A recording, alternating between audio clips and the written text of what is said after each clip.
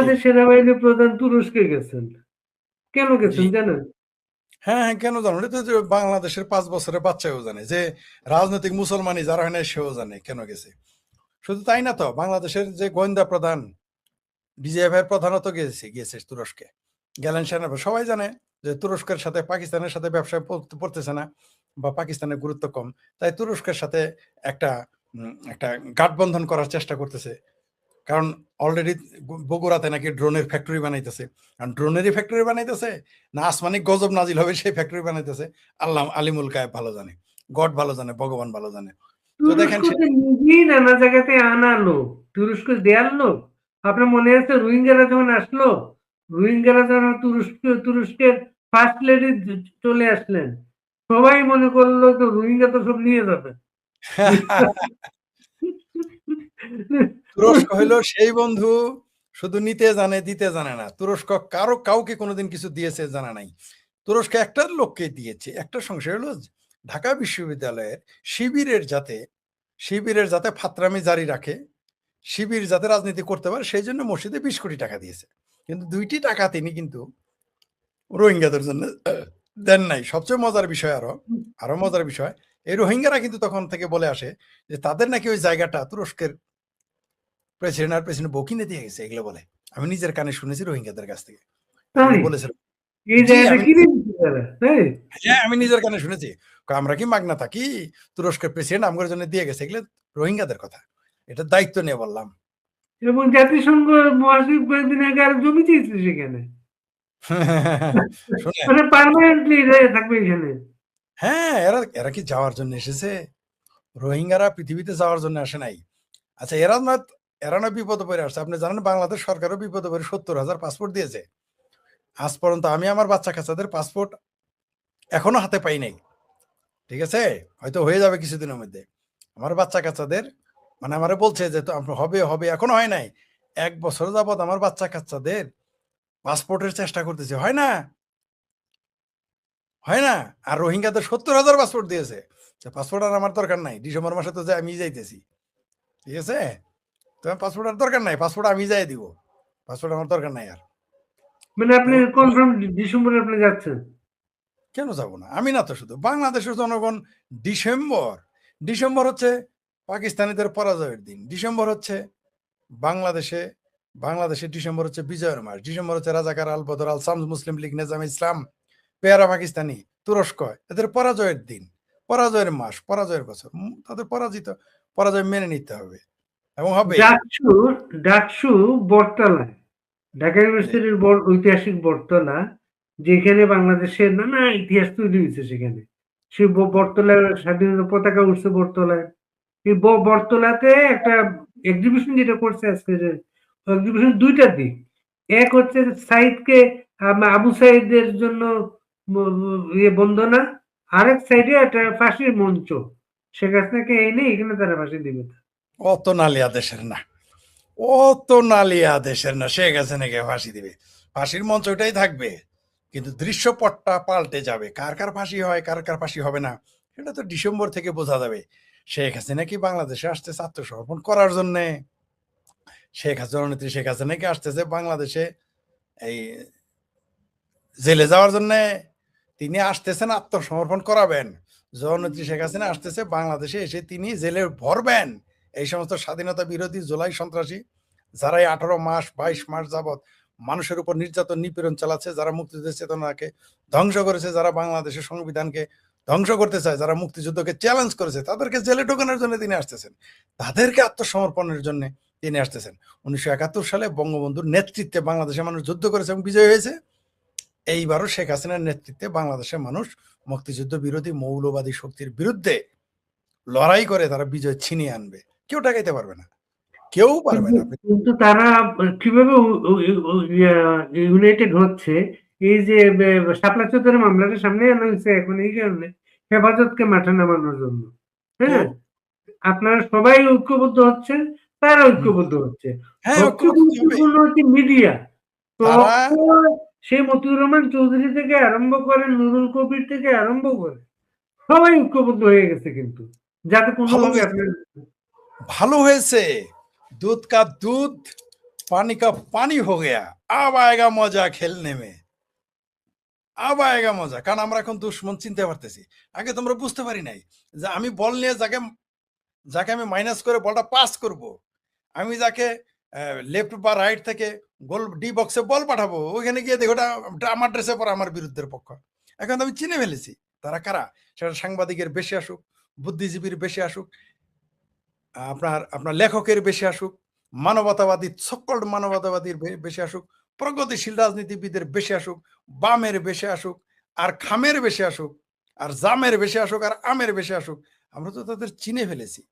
আমাদের জন্য ভালো হয়েছে। আমরা চাই আরো তারা ঐক্যবদ্ধ হোক, তারা সরাসরি ডিক্লেয়ার করুক যে তারা মুক্তিযুদ্ধের বিরুদ্ধে, তাহলে না খেলাটা আরো জমে যাবে। কিন্তু এখনো তো তারা ঠিক যেমন ক্ষমতায় আসার ক্ষমতা দখলের আগে আওয়ামী লীগ সরকারকে উচ্ছেদের আগে তারা কি স্লোগান দিয়েছিল? বঙ্গবন্ধুর বাংলায়, মুজিবের বাংলায় বৈষম্যের ঠাঁই নেই। আরো কি বলেছে তারা? তোমার আমার ঠিকানা পদ্মা মেঘনা যমুনা, এগুলো ছিল তাদের স্লোগান। আমরা সাধারণ মানুষ বিভ্রান্ত হয়েছিল, ক্যামোফ্লেক্স ড্রেসে তারা আসছে। এখন তো তারা পরিষ্কার, আমরা তাদের চিনে ফেলেছি। আমরা তো চাই তারা আরো ঐক্যবদ্ধ হোক। আমরা চাই বাংলাদেশ আওয়ামী লীগের নেতৃত্বে, জননেত্রী শেখ হাসিনার নেতৃত্বে মুক্তিযুদ্ধের পক্ষ ঐক্যবদ্ধ হোক, আর ওইদিকে তারেক রহমানের নেতৃত্বে 27 শকুন আমির জামাত 27 শকুনের নেতৃত্বে, আমার ভাবির পোলাদের নেতৃত্বে, ভাবির পোলাদের মামু ওয়াকারের নেতৃত্বে এর ঐক্যবদ্ধ হোক। তাহলে তো খেলাটা জমে যাবে। তারপরে দেখা যাবে কার সাথে কার কত দম, কার কত শক্তি, সেটা বোঝা যাবে। আমরা তো চাই তারা ঐক্যবদ্ধ হোক। আমিও তো দোয়া করতেছি তারা ঐক্যবদ্ধ থাকুক, তারা যেন আমাদের সাথে না মিশে। মুক্তিযুদ্ধের পক্ষের মানুষের মধ্যে যারা না ভিড়ে যায় ক্যামোফ্লেক্স নিয়ে, আওয়ামী লীগের ভিতরে তারা যেন হেলমেট লিগ হয়ে না ঢুকে, আওয়ামী লীগের ভিতরে তারা যেন লুঙ্গি লিগ হয়ে না ঢুকে। আমরা তো চাই তারা বাইরে থাকুক। এই মুহূর্ত তাদের নাই, তাদের এইভাবেই ঢুকতে হবে। এদের এইভাবে সারা জীবন ছদ্মবেশেই থাকতে হবে। কারণ সততার শক্তি আলাদা, মেধার শক্তি আলাদা, সত্যের শক্তি আলাদা। সেটা আমরা বারবার দেখেছি, ভবিষ্যতে দেখব। আপনি এদের ঐক্যবদ্ধ হইতে দেন। আরো যারা আছে তাদের মুখোশ আরো খুলুক। আমরা দোয়া করি স্বাধীনতা বিরোধীরা তাদের সকল মুখোশ খুলে সামনে আসুক। আমি দোয়া করি জামাতিরা সকল মুখোশ খুলে সামনে আসুক। আমি দোয়া করি, তারা বলেছে না দুই বাপের এক পোলা, তারা ঐক্যবদ্ধ থাকুক। আমরা যারা মুক্তিযুদ্ধের পক্ষের, দেখি আমরা পারে কি পারবো না। আমরা মিটবো না কোনোদিন, আমাদের কোনোদিনই মাটির সাথে মিশিয়ে দেওয়া যাবে না। মুক্তিযুদ্ধের পক্ষের মানুষের বিজয় হবেই। কিন্তু সমস্যা হচ্ছে এই হারামিরা, প্রতারকেরা, মুনাফেকেরা, ভণ্ডরা, তারা আমাদের সাথে মিশে যাবে। এটাই হচ্ছে বিপদ। তাই আপনি যেটা বললেন যে আমাদের প্রতিপক্ষ, মুক্তিযুদ্ধের প্রতিপক্ষ, আওয়ামী লীগের প্রতিপক্ষ, ছাত্রলীগের প্রতিপক্ষ, ৭২-এর সংবিধানের প্রতিপক্ষ, জয় বাংলার প্রতিপক্ষ, তারা ঐক্যবদ্ধ থাকুক। আর যারা পক্ষের তারা ঐক্যবদ্ধ থাকুক। আব আয়েগা মজা। মাঠে নামা শিশির মনির বলছে যেহেতু তার বিরুদ্ধে একটা ওয়ারেন্ট আছে, সীমান্তের মধ্যে পাইলেই তাকে অ্যারেস্ট করবে। তারা অ্যারেস্ট করে তার মৃত্যুদণ্ড কার্যকর করতে নিয়ে যাবে। শিশির মনির কে? আমি তো বুঝতে পারলাম না কে সে। মঞ্জুর মোর্শেদ আবার অন্য কথা বলছে। মঞ্জুর মোর্শেদ বলছে যে আসলে বাংলাদেশের রিপোর্টাররা যথাযথ জায়গায় গিয়ে জিজ্ঞেস করে না, এর জন্য তারা উল্টিয়ে পায়। তার বক্তব্য হচ্ছে বাংলাদেশ সুপ্রিম কোর্টের এমন কোন নজির নাই কোন একটা ফাঁসির আসামি সুপ্রিম কোর্ট ছাড়া তার দণ্ড কার্যকর হয়েছে, দণ্ড বাতিল হয়েছে। সুপ্রিম কোর্ট তাকে শুনবে, সুপ্রিম কোর্ট তার কথা শুনবে। খুব শক্তি দিয়ে মঞ্জুর মোর্শেদ যে কথাটা বলছে। মঞ্জুর মোর্শেদ মানে যিনি উপদেষ্টি ছিলেন, উপদেষ্টা।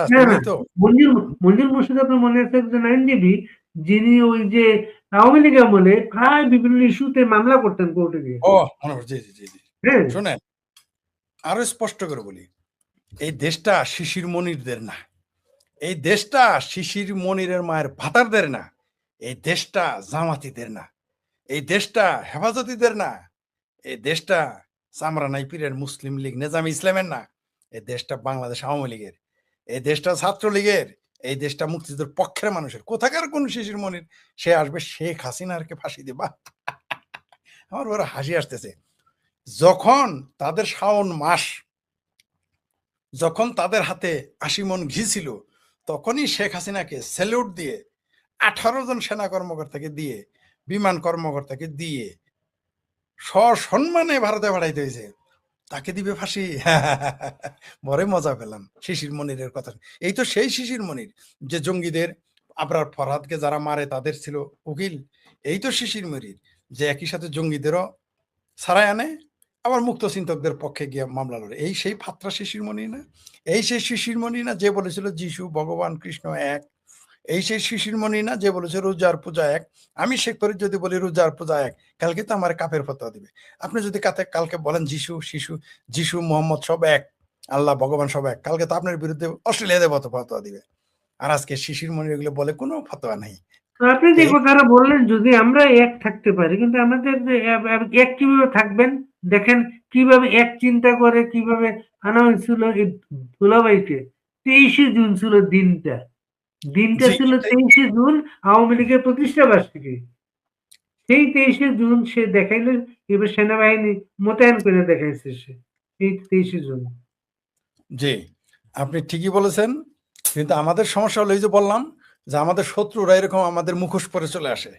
কিন্তু এই ওয়াকার বলুক